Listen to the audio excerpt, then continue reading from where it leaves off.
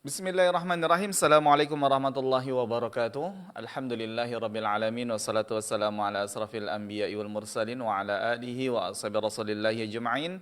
Rabbi israh li sadri wa yassir li amri walul uqadatan min lisani yafqahu qawli. Rabbi zidni ilman warzuqni fahman. Saudaraku seiman seakidah, para pendengar dan para pemirsa dimanapun antum-antuna berada, alhamdulillah segala puji dan syukur kita ucapkan dari Allah Subhanahu wa taala atas limpahan rahmat dan karunia-Nya kepada kita semua, sehingga di kesempatan pagi yang berbahagia ini kita kembali dipertemukan oleh Allah Subhanahu wa taala, tentunya masih bersama radio kebanggaan kita semuanya, yakni Radio Hidayah FM, bersama menyongsong hidayah di bawah naungan Al-Qur'an dan Sunnah. Salawat dan salam tak lupa pula kita ucapkan buat Nabi kita tercinta, Rasul kita yang mulia Muhammad bin Abdullah, salawat wassalamu alaih, dan juga buat keluarganya, sahabat-sahabatnya, dan juga buat orang-orang yang mengikuti beliau hingga hari kiamat nantinya. Baik khotul iman, azinallahu wa iyyakum, para pemirsa dan para pendengar yang semoga senantiasa dirahmati dan diberkahi oleh Allah Subhanahu wa taala.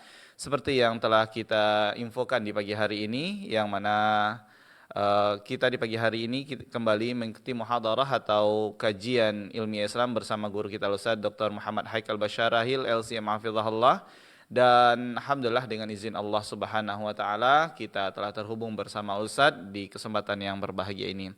Dan seperti biasa, ikhwatal iman azinallahu wa iyyakum, para pemirsa dan para pendengar yang semoga senantiasa dirahmati dan diberkahi oleh Allah tabaraka wa taala. Di akhir kajian nanti kita buka Q&A, yang mana antum-antuna semua bisa bertanya secara langsung dengan menghubungi kami di 08117530.000, ataupun juga bisa bertanya secara langsung melalui via WhatsApp di 081175454444. Dan juga bagi sahabat Hidayah yang ingin bertanya melalui pesan singkat, bisa mengirimkan ke nomor yang sama di 081175454444. Baik khotul iman azanallahu wa iyyakum, para pemirsa dan para pendengar yang semoga senantiasa dirahmati dan diberkahi oleh Allah Subhanahu wa taala. Sebelum kita mulai acara kita di kesempatan yang berbahagia ini, terlebih dahulu ana Rudi Abu Muawiyah menyapa Ustaz di kesempatan yang berbahagia ini. Assalamualaikum warahmatullahi wabarakatuh, Ustaz. Waalaikumsalam warahmatullahi wabarakatuh. Gimana kabarnya Ustaz pagi hari ini, Ustaz? Alhamdulillah sehat. Alhamdulillah. Alhamdulillah, alhamdulillah, barakallahu fiik, jazakallah khair Ustaz telah menyempatkan waktunya di pagi hari ini untuk kami kembali menimba ilmu bersama Ustaz di kesempatan yang berbahagia ini. Baik, khotul iman azanillahu wa iyyakum dimanapun antum-antuna berada. Untuk pertemuan kita kali ini insyaallah kita akan lanjutkan bahasan dari syarah daripada kitab Bulughul Maram yang alhamdulillah kita lanjutkan di kesempatan yang berbahagia ini. Baik, kepada Ustaz kami persilakan, falyatafaddal mashkura.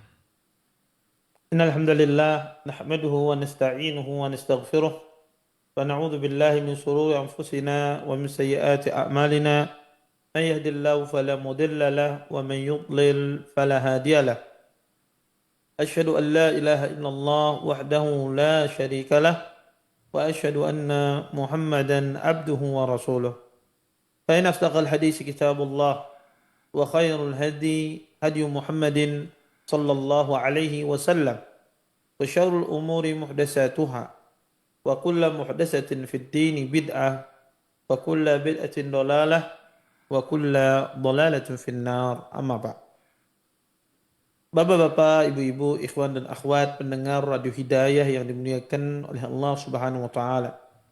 Alhamdulillah, segala puji bagi Allah Subhanahu wa taala dengan limpahan nikmat yang begitu besar, di antaranya nikmat iman, nikmat Islam, nikmat kesehatan, sehingga kita semua diberikan kemudahan oleh Allah Subhanahu wa taala untuk bisa berhadir di majelis ilmu.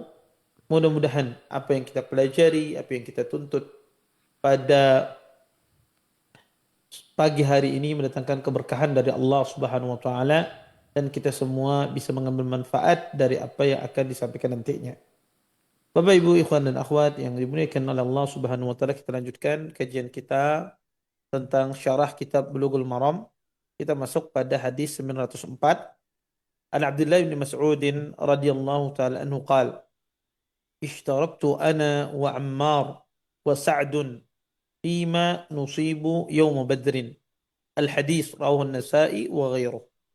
Dari Abdullah bin Mas'ud radhiyallahu taala anhu, beliau berkata, aku pernah mengadakan kerja sama dengan Ammar dan Sa'ad dalam mengelola harta ghanimah yang kami peroleh dari perang Badar. Hadis ini dikeluarkan oleh Imam An-Nasa'i dan lainnya. Hadis ini dari sisi sanad hadisnya lemah. Kenapa? Karena datang dari jalur Abu Ubaidah.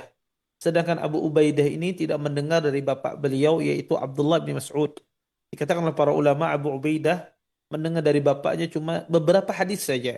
Dan hadis yang kita bacakan ini tidak didengar oleh Abu Ubaidah dari bapaknya. Hadis ini merupakan dalil oleh para ulama rahimallahu taala tentang bolehnya kongsi abdan atau berkongsi pada suatu hal yang melibatkan fisik kedua anggota anggota badan. Karena sebagaimana saya pernah jelaskan pada pertemuan sebelumnya, kongsi itu banyak bentuknya. Ada yang mengasih uang, yang satu mengasih uang, yang satu mengasih uang, kemudian sama-sama bekerja. Ada yang mereka itu berkongsi, satu ngasih uang, satu yang bekerja. Ada yang berkongsi itu mereka mengasih tenaga, berkongsi dalam masalah tenaga. Dan ada juga orang melakukan semuanya. Maka ini disebut dengan kongsi-kongsi. Nah, di antara kongsi yang ada kongsi yang disebut dengan syirkatul abdan. Syirkatul abdan itu seseorang berkongsi, ya, dua orang, ya, atau lebih berkongsi dalam, ya, mengerjakan sesuatu. Dari hadis yang mulia ini, ya, disebutkan bahwasanya saat, ya, beliau datang membawa dua tawanan. Adapun Ammar tidak membawa apa-apa. Ya, adapun Ammar tidak membawa apa-apa. Tetapi Nabi SAW, ya, ya, menjadikan ini adalah bagi hasil antara Ammar dengan Sa'ad bin Abi Waqqas radhiyallahu taala anhu. Ya. Maka kongsi abdan ini adalah kongsi seseorang dalam kepemilikan atau pemanfaatan suatu hal. Dan ini pernah terjadi pada masa Nabi SAW, cerita antara Sa'ad dengan Ammar bin Yasir terhadap kepemilikan dua tawanan perang. Yang mana dua tawanan itu adalah yang dibawa oleh Sa'ad bin Abi Waqqas. Kemudian, Bapak Ibu ikhwan dan akhwat yang dimuliakan oleh Allah Subhanahu wa taala, kita lanjutkan hadis berikutnya.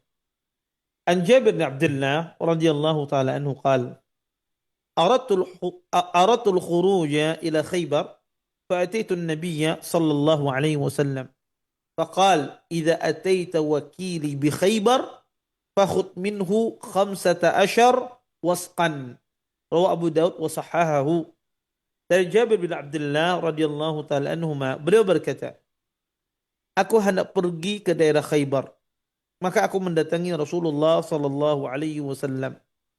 Lalu beliau bersabda, jika engkau mendatangi wakilku di Khaybar, maka ambillah darinya 15 wasak.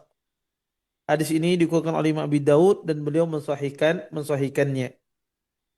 Bapak Ibu ikhwan dan akhwat yang dimuliakan oleh Allah Subhanahu wa taala. Hadis ini, ya, dinilai oleh para ulama adalah hadis yang lemah karena di dalam sanadnya ada seorang rawi yang bernama Muhammad ibnu Ishaq. Muhammad ibnu Ishaq beliau dikenal dengan seorang rawi mudallis. Dan rawi mudallis ini yaitu rawi yang suka menyamarkan hadis. Para ulama rahimallahu taala tidak terima periwayatannya kalau dia meriwayatkannya dengan bentuk an. Meriwayatkan dengan an ke guru berikutnya. Dia harus mengatakan haddatsana, akhbarana, qala. Dia harus mengatakan saya diberitakan haddatsana atau akhbarana atau dia mengatakan qala. Enggak boleh dia mengatakan an fulan misalnya, enggak boleh. Kalau dia an berarti hadisnya lemah. Nah, di sini Muhammad ibnu Ishaq beliau meriwayatkan hadis dengan an. Oleh karena itu hadisnya hadis yang lemah. Tapi maknanya dijadikan pendalilan oleh para ulama dalam masalah perwakilan. Hadis ini, ya, menjelaskan tentang bolehnya kita itu mewakilkan kepada pihak yang kita tunjuk sebagai wakil atau sebagai delegasi kita. Baik itu dalam urusan pengutipan harta, ya, dalam urusan pengutipan harta. Imam Sa'di rahimahullah ta'ala pernah berkata, kata beliau, di antara kelapangan yang diberikan oleh syariat ini adalah seseorang dibolehkan melakukan berbagai urusan secara langsung atau ia wakilkan oleh seseorang yang menggantikan kedudukannya, yang melakukan urusan tersebut. Hal ini berlaku pada perkara-perkara baik yang merupakan haknya Allah ataupun haknya manusia, kecuali dalam urusan-urusan yang tidak bisa diwakilkan kepada orang lain. Karena perwakilan dalam hal tersebut dianggap tidak sah.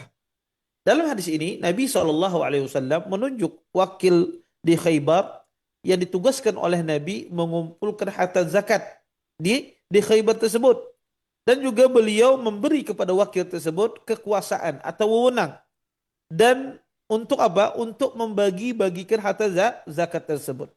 Ini menjelaskan kepada kita tentang bolehnya kita mengangkat seorang wakil atau disebut dengan wakalah yang diamanahi untuk mengelola harta negara atau harta kaum muslimin. Oleh karenanya para ulama rahimallahu taala mengatakan di dalam agama itu ada perkara yang boleh diwakilkan dan ada perkara yang tidak boleh diwakilkan. Di antara perkara yang boleh diwakilkan di dalam agama adalah, kata para ulama, segala perkara yang masuk niyabah bisa digantikan. Seperti apa misalnya? Segala perkara yang bisa digantikan. Seperti jual beli, ya, boleh, ya. Boleh adanya wakalah.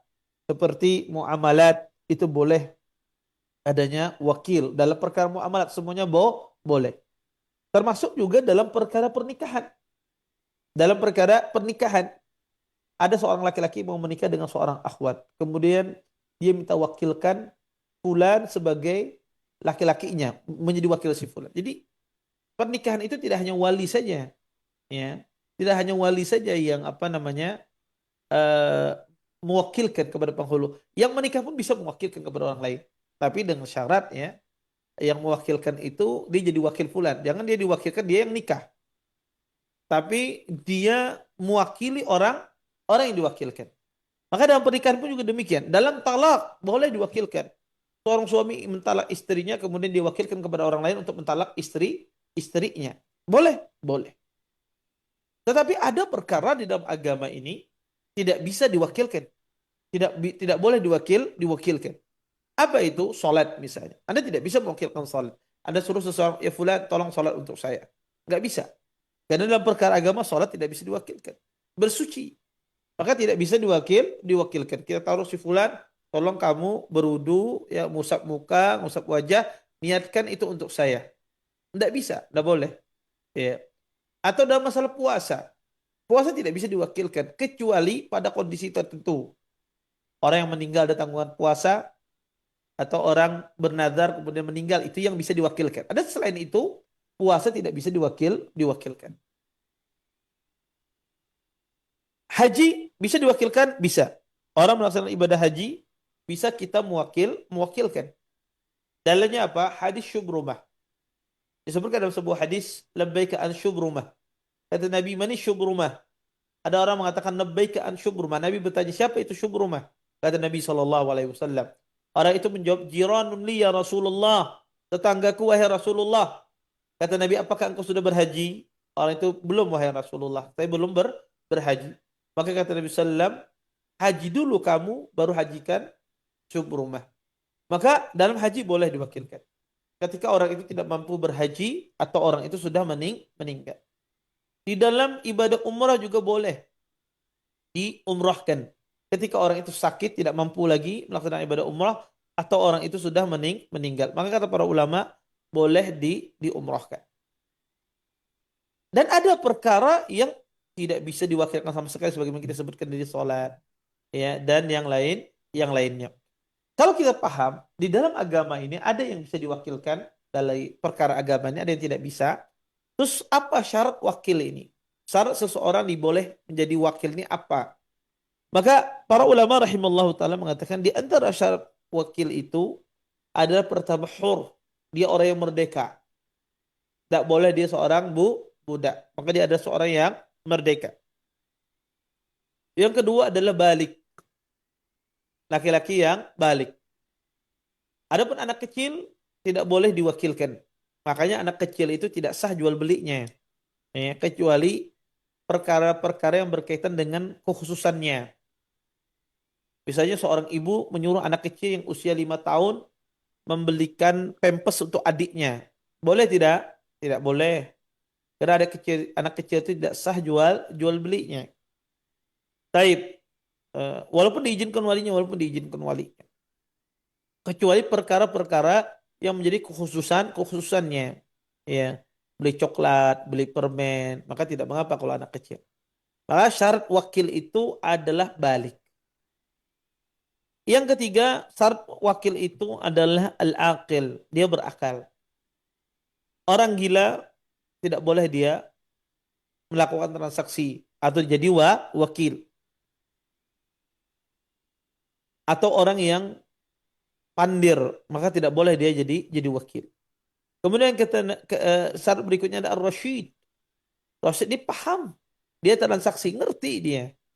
Tahu dia ini pembohong, ini penipu, ngerti dia. Itu disebut rasyid. Ada orang itu tidak rasyid, balik berakal tapi tidak rasyid, tidak paham dia. Jual itu selalu jual rugi misalnya. Kalau beli itu kebablasan misalnya. Maka itu disebut dengan tidak rasyid. Maka harus jual beli. Syarat wakil itu adalah rasyid dia. Ya, Allah mengatakan wala tu'tu sufaha amwalahum. Jangan kau berikan orang-orang safi itu harta mereka. Kemudian orang itu kalau dia sudah jadi wakil, maka jangan dia mewakilkan ke orang lain. Contoh misalnya, saya menunjuk Anda sebagai wakil saya. Boleh enggak Anda yang saya tunjuk ini kemudian mewakilkan lagi ke orang lain? Jawabannya tidak. Anda saya tunjuk, maka tidak boleh Anda mewakilkan kepada orang lain. Kecuali saya izinkan. Kecuali saya izinkan. Atau ya Anda tidak bisa mengerjakan apa yang saya tunjuk. Kemudian Anda mencari orang yang sama dengan Anda atau lebih hebat daripada Anda. Maka ini tidak mengapa. Ini diperbolehkan. Ya. Atau Anda tidak bagus mengerjakan apa yang diwakilkan. Misalnya, saya minta tolong dong bangunin rumah seperti ini speknya. Akhirnya ketika Anda bangun, Anda tidak bisa. Seperti apa yang saya harapkan. Tetapi ada teman Anda yang lebih hebat, yang lebih bagus, bisa mengerjakan apa yang saya minta. Kemudian Anda bilang, tolong dong kerjakan proyek ini. Saya diamani proyek ini, saya tidak bisa. Tolong kamu bisa nggak kerjakan? Oh bisa, dan lebih bagus. Ini boleh. Walaupun tanpa izin saya. Karena saya wakilkan kepada orang yang lebih baik dan saya tidak mampu. Saya tidak bagus. Ya. Maka kondisi ini yang diperbolehkan. Asalnya Anda tidak boleh mewakilkan ketika Anda sudah ditunjuk, tidak boleh Anda wakilkan kepada orang lain.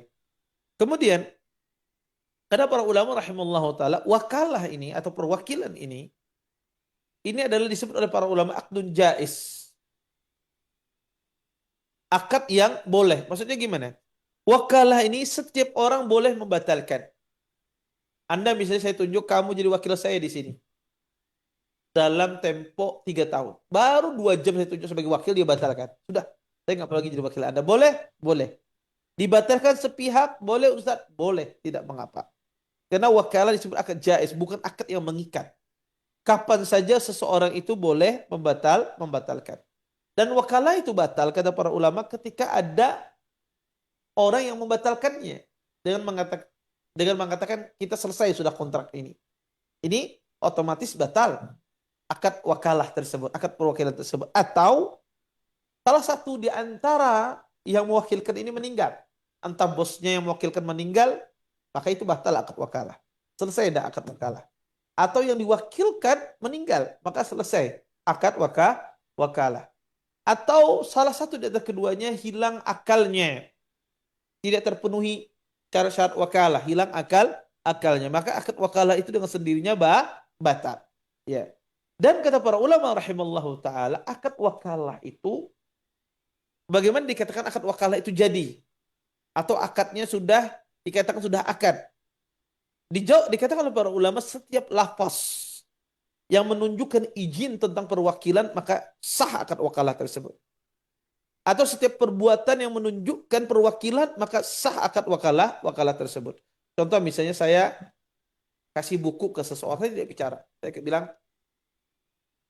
Saya bilang ini buku tolong kamu jual di pasar. Saya tidak berbicara tapi saya ngasih bukunya pakai isyarat ya perbuatan dan saya minta dijualkan. Itu wakalah. Wakalah Ustaz, wakalah. Walaupun tidak apa? Tidak berbicara. Atau saya menulis seseorang. Saya tulis di WA, saya katakan kamu adalah wakil saya dalam di daerah Pekanbaru misalnya. Saya tulis dalam penjualan barang otomotif misalnya. Saya tulis demikian. Saya tidak bicara, saya tidak nelpon, tapi saya tulis dengan tulisan. Apa sah wakalahnya Ustaz? Sah wakalahnya. Maka sah wakalah tersebut dengan perkataan, dengan perbuatan, ya. Maka sah, tidak harus dengan perkataan. Kemudian, Bapak Ibu ikhwan dan akhwat pendengar radio hidayah yang dimuliakan oleh Allah Subhanahu wa taala. Maka kata para ulama rahimallahu taala, wakalah ini masuk dalam semua hal di dalam ibadah kita, tapi tidak semuanya bisa wakilkan. Oleh karena itu, ulama rahimallahu taala ketika berbicara tentang masalah ibadah, khususnya masalah ibadah, mereka biasanya membagi ibadah itu dari 3 pembagian. Ada ibadah itu yang disebut oleh para ulama dengan ibadah maliyah. Dia hanya berkaitan dengan harta, tidak ada hubungan dengan fisik. Dia semuanya berkaitan dengan harta saja. Itu disebut dengan ibadah maliyah. Seperti apa? Sedekah, infak, wakaf, hadiah. Ini semuanya apa? Ini atau zakat. Ini semuanya adalah ibadah yang berkaitan dengan harta. Maka kata para ulama, ibadah yang berkaitan dengan harta boleh diwakilkan. Boleh diwakilkan. Saya minta orang untuk membantu saya mengeluarkan zakat saya. Boleh tidak? Boleh. Saya membantu seseorang untuk menyampaikan sedekah saya. Boleh tidak? Boleh. Tidak mengapa. Maka kata para ulama rahimallahu ta'ala, ibadah badan maliyah itu bisa masuk semua perwakilan. Yang kedua, ada ibadah yang disebut dengan ibadah badaniyah. Ibadah badaniyah ini, Bapak Ibu, ikhwan akhwat yang dimuliakan Allah Subhanahu wa taala, yang berkaitan dengan fisik, tidak ada hartanya. Seperti salat, baca Quran, ya, puasa. Ini disebut dengan ibadah badaniyah. Maka kata para ulama, asalnya dalam ibadah badaniyah itu tidak ada perwakilan. Tidak bisa diwakilkan. Kecuali ada dalil yang menjelaskan. Seperti puasa, itu bisa diwakilkan ketika orang itu meninggal atau ketika dia puasa nazar. Maka kata para ulama asalnya ibadah yang sifatnya fisik, tidak ada harta, tidak bisa diwakilkan. Quran misalnya, kita baca Quran, kita hadiahkan untuk orang yang meninggal, bisa tidak? Tidak bisa, berdasarkan pendapat yang rajih. Kenapa? Karena dia berkaitan dengan fisik. Yang ketiga ada ibadah itu gabungan antara ibadah harta dan fisik. Atau yang disebut dengan ibadah badaniyah wa maliyah. Ibadah fisik dan harta. Nah, ibadah gabungan antara fisik dan harta ini, para ulama pendapat yang rajih boleh digabungkan. Seperti apa misalnya? Seperti ibadah haji dan umrah. Ibadah haji itu membutuhkan uang banyak dan membutuhkan tenaga effort yang banyak. Seperti itu pula ibadah umrah. Itu butuh uang yang banyak dan juga membutuhkan ya tenaga. Maka ibadah haji dan umrah dikenal dengan ibadah yang menggabungkan antara harta dan antara fisik. Maka kata para ulama ibadah ini boleh diwakilkan ketika orang tersebut tidak mampu melaksanakan ibadah haji atau orang tersebut sudah meninggal. Maka dia boleh digabungkan. Baik. Bapak Ibu ikhwan dan akhwat pendengar radio yang dimuliakan oleh Allah Subhanahu wa taala. Kita lanjutkan hadis berikutnya. An Urwah Al-Bariqi radhiyallahu taala anhu anna Rasulullah sallallahu alaihi wasallam ba'asa ma'ahu bidinarin yashtari lahu udhiyatan al-hadis rawahu al-Bukhari fi asnad hadisin wa qad taqaddam. Dari Urwah Al-Bariqi radhiyallahu taala anhu bahwasanya Rasulullah sallallahu alaihi wasallam pernah mengutus dirinya sambil membawa beberapa dinar untuk membeli hewan kurban. Hadis ini dikeluarkan oleh Imam Bukhari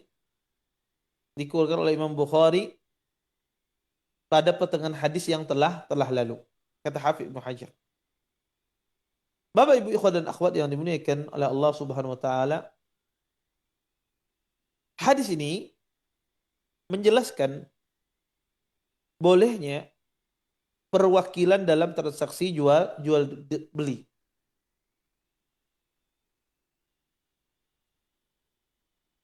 Hadis ini ya, Nabi Shallallahu alaihi wasallam memberikan kepada Urwah Al-Bariqi uang 1 dinar untuk membeli seekor kambing. Dan subhanallah, Urwah Al-Bariqi saking pintarnya beliau dalam berbisnis, dalam berniaga.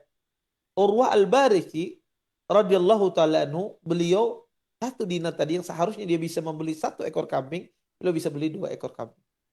Bisa beli dua ekor kambing. Uang 1 dinar. Kemudian dapat 2 ekor kambing, dijual lagi oleh beliau 1 ekornya. Dapat lagi uang 1 dinar. Sehingga di sini apa? Beliau uang dikasih oleh Nabi 1 dinar untuk membeli seekor kambing, beliau bisa beli 2 ekor kambing. Kemudian kambing yang 2 tadi satunya dijual lagi oleh beliau. Dapat lagi uang 1 dinar, kembali lagi uang 1 dinar. Uang 1 dinar kembali, kambingnya dapat. Akhirnya Urwah Al-Bariqi radhiyallahu taala anhu datang kepada Nabi sallallahu alaihi wasallam. Kemudian kata Urwah Al-Bariqi, wahai Rasulullah, hadi udhiyatuk, ini udhiyah engkau, hewan kurban engkau, dan ini uangmu, saya kembalikan. Kata Urwah Al-Bariqi, Rasulullah, ini uangmu ya, dan ini udhiyahmu. Dari sini kata para ulama rahimallahu taala, boleh seseorang itu mewakilkan orang lain. Ya. Boleh seseorang itu mewakilkan orang lain. Tetapi ya, yang jadi masalah di sini adalah Urwah Al-Bariqi melampaui wewenangnya. Urwah Al-Bariqi melampaui wewenangnya. Sahabat yang mulia ini disuruh oleh Nabi beli 1 ekor kambing, tapi dia belinya 2. Ini sudah berbeda dengan wewenangnya. Seharusnya dibeli 1, tapi dia belinya 2. Kemudian Nabi tidak menyuruh lagi menjual, tapi dia jual lagi. Dapat lagi untung dia. Ya, dapat lagi dia untung. Di sini kata para ulama rahimallahu taala, Urwah Al-Bariqi ini melakukan tasarruf, disebut dengan tasarruf fuduli. Tasarruf perbuatan dia yang dia lakukan adalah tasarruf fuduli. Para ulama rahimallahu taala mengatakan, boleh nggak sih tasarruf fuduli itu bagi seorang wakil? Contoh misalnya, saya suruh Anda, tolong nanti kamu pergi ke Jakarta, beli baju ini sudah saya tentukan. Kemudian tiba-tiba wakil saya ini, dia tidak hanya sekedar membeli baju yang saya tentukan, beli baju yang lain. Saya suruh dia beli baju gamis, misalnya baju gamis laki-laki, dia juga beli baju abaya. Dia beli baju abaya. Di sini dia melampaui wewenangnya. Dia sebetulnya diwakilkan beli ini saja, tapi dia beli abaya juga. Bukankah syarat wakil tersebut dia harus melakukan sebatas wewenangnya saja, tidak boleh melampaui dari batas wewenang tersebut. Nah, ini jadi masalah para ulama dalam memahami hadis Urwah Al-Bariqi, karena Urwah di sini melampaui wewenangnya. Para ulama rahimallahu taala mengatakan tasarruf fuduli itu boleh. Kata para ulama boleh, walaupun tanpa izin yang mewakilkan, kalau diyakini yang mewakilkan ini pasti ridha. Pasti ridha.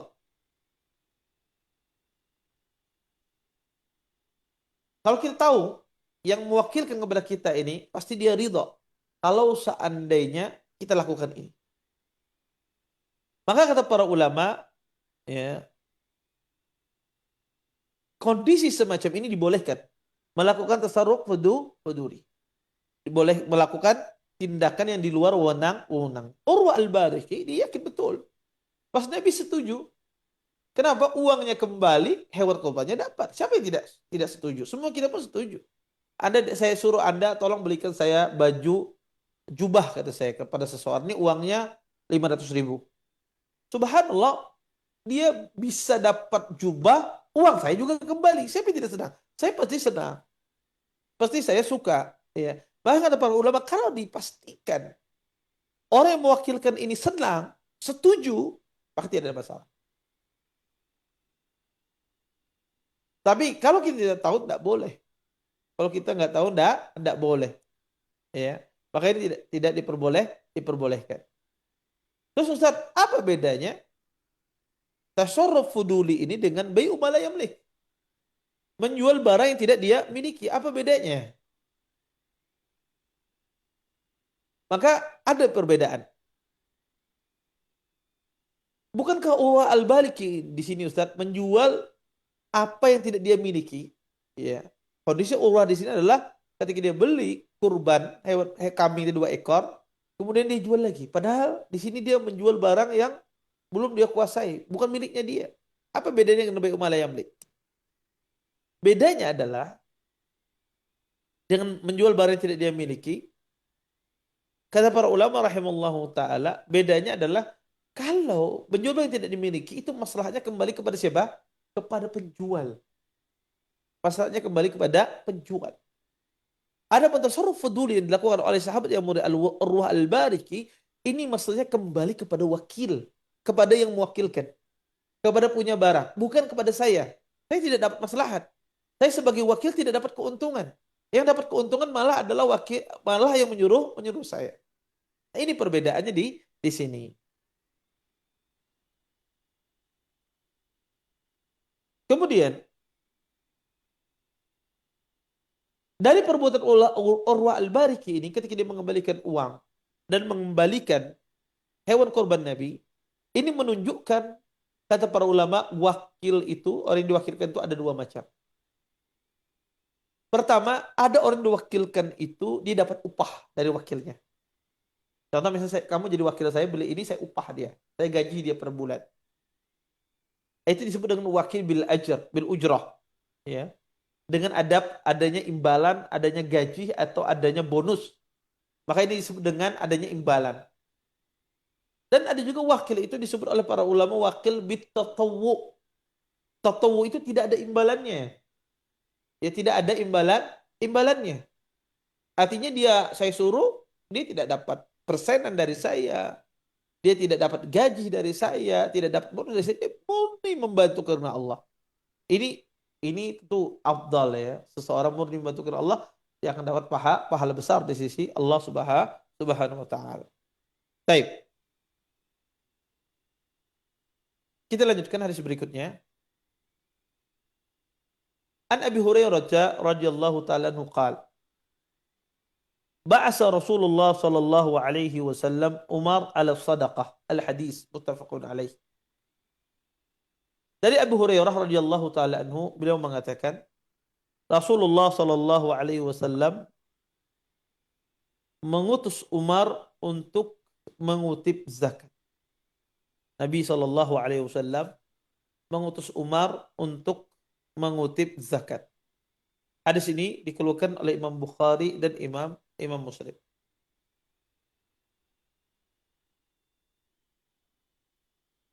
Bapak Ibu ikhwan dan akhwat yang dimuliakan oleh Allah Subhanahu wa taala, hadis yang mulia ini dari sisi sanadnya adalah hadis yang sahih. Karena dikeluarkan oleh Imam Bukhari dan Imam Muslim. Hadis ini menjelaskan bahwasanya pemimpin boleh mengutus seseorang wakil dalam pengumpulan zakat. Wakil yang ditunjuk oleh pemimpin dalam pengumpulan zakat disebut dengan amil zakat. Jadi amil zakat itu adalah wakil dari seorang pemimpin negara. Maka itu disebut amil zakat. Jadi amil zakat itu ditunjuk oleh siapa? Oleh negara. Bukan dia menunjuk diri sendiri. Itu bukan amil zakat. Tapi amil zakat itu ditunjuk oleh negara. Kemudian para ulama mengatakan bahwasanya apakah semua harta ya boleh dikumpulkan oleh amil zakat ya. Maka kata para ulama rahimahullahu taala yang boleh dikumpulkan oleh amil zakat adalah harta zahirah, yaitu harta yang nampak. Harta zahirah itu adalah hewan ternak dan hasil pertanian. Adapun harta batinah seperti emas perak atau uang, maka kata para ulama rahimahullah taala tidak dikumpulkan oleh amil zakat. Tidak dikumpulkan oleh amil zakat. Kenapa? Karena harta batinah yang tersembunyi itu nanti amil zakat itu pemiliknya menyerahkan langsung kepada orang yang berhak. Dan inilah pendapat yang paling kuat di kalangan para ulama rahimahullah taala. Ya. Jadi ahlul ilm mengatakan harta zakat itu ada dua dibagi oleh ulama, diklasifikasikan oleh para ulama. Harta zakat itu ada dua, zahirah dan batinah. Zahirah itu adalah harta zakat. Zahirah itu nampak. Dan zahirah itu terbagi dua, hasil pertanian dan peternakan. Itu zahirah. Ini emang tugasnya pemimpin untuk datang ke petani, ke peternak, kemudian dia hitung. Ya, dia hitung. Jadi dia hitung berapa zakat yang dikeluarkan. Yang kedua adalah harta batinah. Ini tidak di luar jangkauan waliul amr. Di luar jangkauan amil zakat. Ini yang mengeluarkan zakatnya adalah pemilik harta itu sendiri.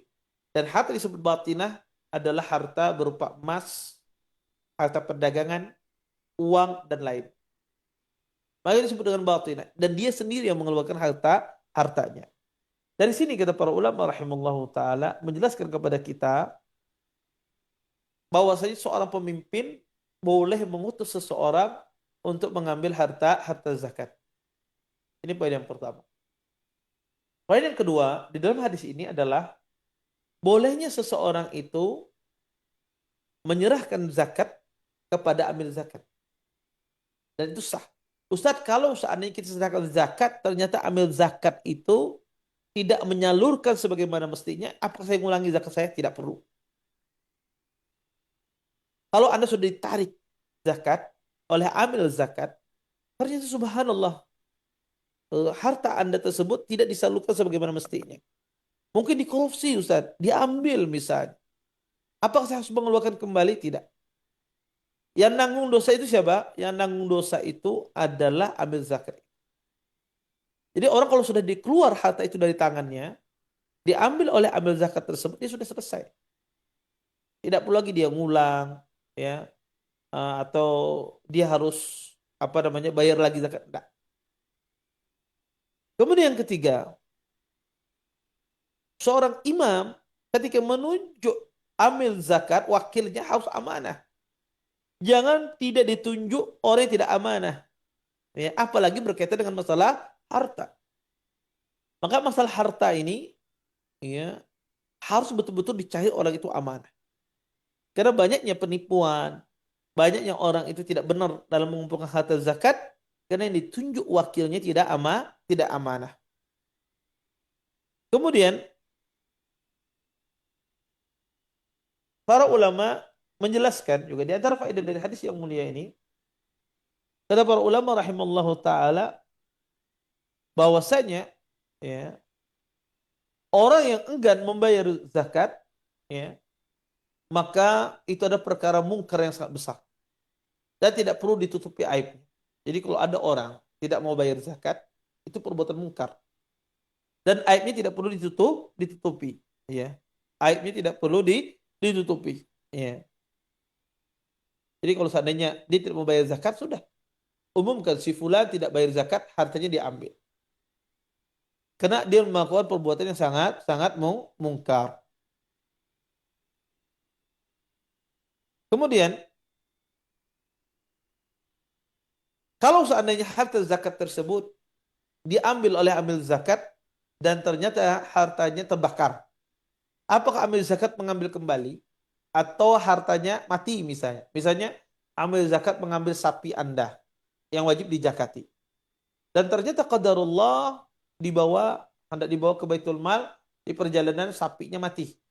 Apakah amil zakat mengulang lagi ngambil harta Anda? Tidak. Kalau sudah di tangan amil zakat hartanya, maka kalau lenyap diambil zakat, maka yang berzakat ini tidak perlu lagi mengulangi zakatnya. Kemudian Kita lanjutkan satu hadis lagi. An Jabir radhiyallahu taala anhu, anna Nabiy sallallahu alaihi wasallam nahara 63 wa amara Aliyan an yadhbaha al-baqi. Al-hadis rawahu Muslim. Dari Jabir radhiyallahu taala anhu bahwasanya Nabi sallallahu alaihi wasallam menyembelih 63 unta dan menyuruh Ali untuk menyembelih selebihnya. Hadis ini dikeluarkan oleh Imam Muslim. Bapak Ibu ikhwan dan akhwat pendengar Radio Hidayah yang dimuliakan oleh Allah Subhanahu wa taala. Hadis ini menjelaskan bolehnya kita mewakilkan penyembelihan punya kita kepada orang lain. Di sini Nabi SAW beliau mewakilkan penyembelihan hewan hadyu beliau. Hewan hadyu itu adalah hewan bagi orang yang melaksanakan haji tamattu atau haji qiran, dia wajib menyembelih hadyunya. Dia wajib menyembelih hadyunya. Itu kewajiban bagi orang yang melaksanakan ibadah haji dengan cara tamattu dan qiran. Adapun ifrat tidak. Haji ifrat tidak wajib. Nah, kata para ulama, bagi orang yang melaksanakan ibadah haji tamattu atau haji qiran, wajib dia menyembelih hadyunya, dan ini boleh dia wakilkan. Tidak mesti dia yang menyembelihnya, boleh dia wakilkan. Sebagaimana yang terjadi pada Nabi SAW. Di sini Nabi SAW mewakilkan kepada siapa? Kepada Ali bin Abi Thalib. 63 unta beliau, Nabi menyuruh Ali bin Abi Thalib untuk menyembelihnya. Kemudian dari sini juga para ulama menyebutkan bahwasanya orang ketika dia berkurban itu boleh lebih dari satu. Di sini Nabi SAW beliau berkurban lebih dari satu. Maka kata para ulama berkurban itu boleh sebanyak-banyaknya. Kalau kita punya uang semampu kita, berapa ekor kita bisa berkurban. Ya. Kemudian mana yang lebih baik? Orang itu kalau dia berkurban, dia nyembelih sendiri atau disembelihkan orang? Maka tentu afdolnya adalah orang yang berkurban itu dia menyembelih sendiri. Tidak menyuruh orang lain untuk menyembelihkan. Afdolnya dia menyembelih sendiri. Bukan orang lain yang menyembelihkan. Ya. Nabi SAW sering menyembelih hewan kurban beliau sendiri. Jarang beliau memerintahkan orang, kecuali pada beberapa kasus. Seperti kasus Ali bin Abi Thalib di sini. Maka kalau Anda menyembelih, kalau Anda berkurban, maka afdolnya Anda yang menyembelih. Ya. Dan menyembelih ini tidak mesti laki-laki. Laki-laki dan wanita sama, tidak ada bedanya. Karena banyak orang memahami yang menyembelih ini harus laki-laki, Ustaz. Tidak harus seorang laki-laki. Boleh menyembelih ini seorang wanita. Tidak ada bedanya antara laki-laki dan wanita. Dan juga tidak ada larangan bahwasanya wanita tidak boleh menyembelih. Yang penting dia muslim, ya, paham tata cara menyembelih, memutus 2 urat nadi, kemudian dia membaca bismillah atau mengucapkan kalimat Allahu Akbar, maka sudah selesai sembelihan tersebut. Sah sembelihan tersebut. Baik. Bapak Ibu ikhwan dan akhwat pendengar Hidayah yang dimuliakan oleh Allah Subhanahu wa taala, ini di antara beberapa permasalahan wakalah ya di dalam perkara ibadah dan juga dalam perkara muamalah. Dan insya Allah nanti kita akan melanjutkan nanti insya Allah pada pertemuan yang akan datang yang berkaitan juga tentang masalah wakalah. Mungkin pertemuan kita sampai di sini dulu. Saya kembalikan kepada pembawa acara. Nah, demikian ikhwatal iman azanallahu wa iyyakum, para pemirsa dan para pendengar yang semoga senantiasa dirahmati dan diberkahi oleh Allah Subhanahu wa taala. Demikian telah kita simak bersama pemaparan materi yang telah disampaikan oleh Ustaz di kesempatan yang berbahagia ini. Baik, kita angkat langsung saja untuk pertanyaan di kesempatan yang berbahagia ini di 0811 7530.000 atau di 0811 7545 444. Baik Ustaz, kita coba angkat penelpon dari via WhatsApp. Halo, Assalamualaikum. Halo, Assalamualaikum Ustaz. Waalaikumsalam warahmatullahi wabarakatuh. Dari siapa, di mana Ibu? Dari Ummu Hafizah di Rimbo Panjang Ustaz. Ummu Hafizah di Rimbo Panjang, silakan dengan pertanyaan. Dan mohon maaf mungkin bisa dikecilkan volume radionya Ibu. Ya Ustaz. Baik, silakan dengan pertanyaannya Ibu. Ya Ustaz. Baik, silakan. Assalamualaikum Ustaz, izin bertanya. Waalaikumsalam warahmatullahi wabarakatuh. Yang ingin saya tanyakan Ustaz, apakah sembelihan dari perempuan itu boleh dimakan oleh laki-laki, Ustadz? Baik. Karena ada yang mengatakan kalau perempuan yang menyembelih maka laki-laki tidak boleh memakannya. Baik. Itu saja Ustadz, mohon penjelasannya. Wassalamualaikum warahmatullahi wabarakatuh. Waalaikumsalam warahmatullahi wabarakatuh. Nah, Ustaz. Ya, jazakillah khairan. Uh, Sembelihan perempuan boleh dimakan laki-laki, tidak mengapa. Jadi kalau perempuan menyembelih, maka hasil sembelihan itu boleh dimakan siapapun, baik itu laki-laki ataupun wanita itu sendiri. Sebab itu pula sebenarnya laki-laki boleh dimakan sama siapa saja. Yang penting syarat terpenuhi, dia seorang muslim dan muslimah atau orang ahlu kitab, terpotong 2 urat nadinya, menyebut nama Allah ketika dia menyembelih tersebut. Ya, semacam itu. Wallahu a'lam. Baik, terima kasih jawaban dan nasihat dari Ustaz. Mudah-mudahan dapat dipahami oleh Ibu Ummu Hafizah yang bertanya di kesempatan yang berbahagia ini. Ustaz, mungkin karena keterbatasan waktu, Ustaz, mungkin waktu zuhur di sana semakin cepat juga sama seperti di sini sepertinya, Ustaz. Dan mungkin cuma satu pertanyaan yang bisa kita angkat nih, Ustaz. Untuk itu sebelum kita akhiri mungkin ada ihtitam Ustaz dari pertemuan kita, karena juga waktu zuhur mungkin di sana hampir sama di sini Ustaz ya. Di sini juga pukul 12:04 waktu zuhur, mungkin di sana lebih kurang 1 jam hampir sama nih Ustaz.